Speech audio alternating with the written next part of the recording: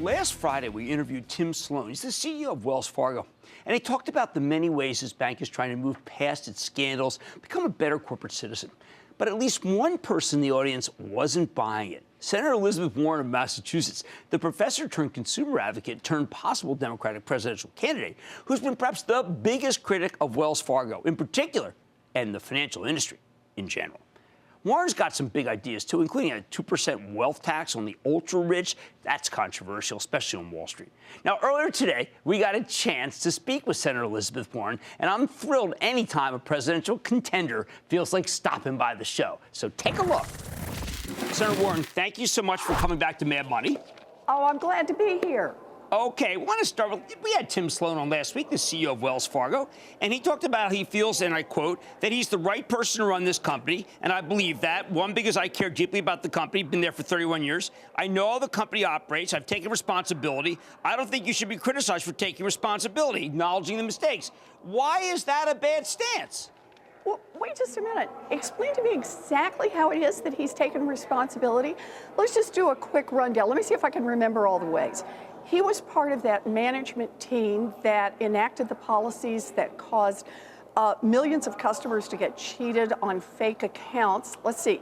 And then there was the scandal over adding car insurance and pet insurance and all kinds of charges to customers' accounts, putting people into default. Oh, and then there was the fact that Wells Fargo targeted communities of color for the worst mortgages, costing we don't know how many people their homes. Let's see, and what else was it? Oh, I remember. And then there's this latest piece that comes out that Wells Fargo markets itself to colleges and universities to use their credit card as an exclusive offering to students. And Wells Fargo charges about 3 times as much as every other bank that's doing the same sort of thing. In other words, Wells Fargo has had a long-standing policy of scamming, squeezing, and cheating its customers. Tim Sloan has been right at the heart of that, and he wants to keep right on running Wells Fargo. Look, the central problem at Wells Fargo is they need a change in culture. I'm not the only one who said that. Their own regulators have said it. People on the street have said it. You don't get a change in culture by having the same guy who had his finger in every single scandal still running the place. Senator, the Sherman Sterling outside director report, 110 pages, pretty thorough, did indicate that he was not implicated and did not directly have anything to do with the cross-sell. Do you think the report was a whitewash? So let me just do both halves. They pick one scandal and say, gee, we don't think he was directly implicated. I'm sorry, he was part of the management team. This was a massive fraud. So whether his participation was simply to cover up his ears or cover up the evidence that he knew what was going on, either way, he should be pitched out. Now, Janet Yellen, who is a terrific Fed chairwoman, had a long time to look at this, and she decided to sanction the bank, but she did not feel that Mr. Sloan should be fired. I wonder if you think that Janet Yellen, and she was the regulator, and Jay Powell, current regulator, didn't do their job here. Look, my view is if you really want to see change when a financial institution, especially one of these giants, behaves so badly, so consistently, so many different times, then the time has come, Jim, to start holding the executives accountable. You know, just imposing a fine on Wells Fargo, you and I both know who pays for that, the shareholders, right? Until you start saying, you personally, Buster, your rear end is now in the crack, we're not going to get any change. So my view is he should be pushed out because that's the signal that should be sent, not only to all the other executives of Wells Fargo, but the executives of the other giant financial institutions who, you know, are kind of on the sidelines deciding whether they're going to cover their ears next time something looks not quite right in their organization. Fair enough. Well, I have to tell you, Senator, you've also been in the news lately about billionaires.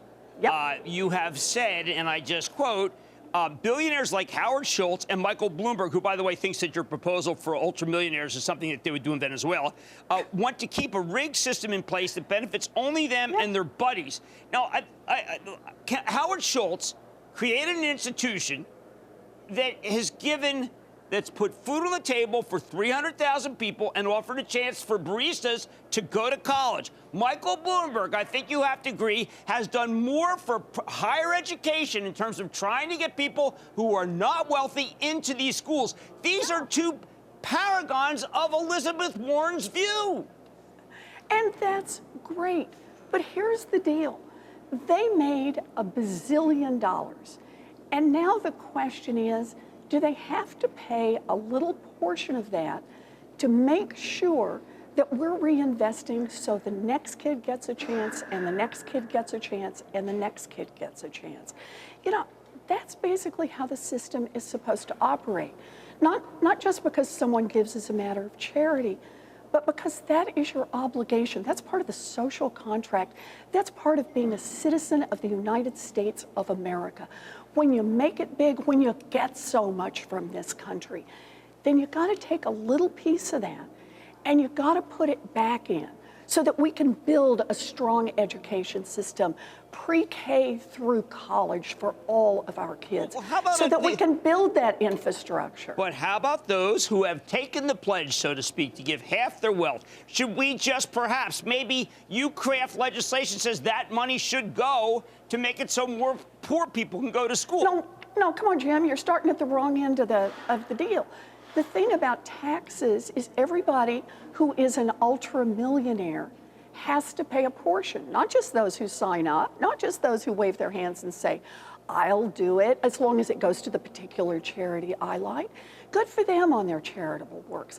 But every single one of the ultra-millionaires, that thinnest 0.1% slice at the top, they got to take, in my view, 2%, that's not unreasonable, to say you're going to put that back into the kitty to reinvest for child care, to reinvest to bring down the student loan debt burden, to reinvest in a Green New Deal, to reinvest in a future for all of America. Okay, so we want to go with Michael Bloomberg, again, a man I know you admire. He says, when asked about the wealth tax, it's probably unconstitutional, and that there's an example to avoid for anyone favoring radical redistribution, which is what he calls it. It's called Venezuela. He almost sounds like that you are making a war against so-called oligarchs in Russia. I know you're a capitalist. I know you're not declaring war against billionaires. How do we reconcile this? Look, all I can say is we've watched Michael Bloomberg, we have watched billionaires stand up and say, look, I want to run for president, and one of the first planks in my plan is going to be no new taxes for billionaires. Look, all I'm asking for is a little slice from the tippy top, a slice that would raise, and this is the shocking part, Jim, about $2.75 trillion over the next 10 years. That's money we need so that every kid in this country has a decent child care opportunity, has an opportunity for pre-K, has an opportunity for a decent school. All we're asking is when you make it that big, put something back in, and we're asking for a little fairness in the system. You know that top 0.1%? This year, taxes all in, they're going to pay about 3.2% of their total worth in taxes to help keep everything running around here. You know what the 99% is going to pay this year? They're going to pay about 7.2% of their wealth. That's more than twice as much. What I want is I want these billionaires to stop being freeloaders. I want them to pick up their fair share. That's how we make a system that works not just for the rich and the powerful, but works for all of us. Well, there you go. I want to thank you for coming on. Thank you for putting the other side to Tim Sloan and, of course, fleshing out your plan, which I know a lot of people do favor. I want to thank you, Senator Elizabeth Warren, for coming on Mad Money. Thank you, Jim. Mad Money's back after the... Booyah! Jim Cramer here from Mad Money. Thanks for watching CNBC on YouTube. Click here to subscribe and get the jump on my exclusives with CEOs, plus market news, investing advice, and a whole lot more.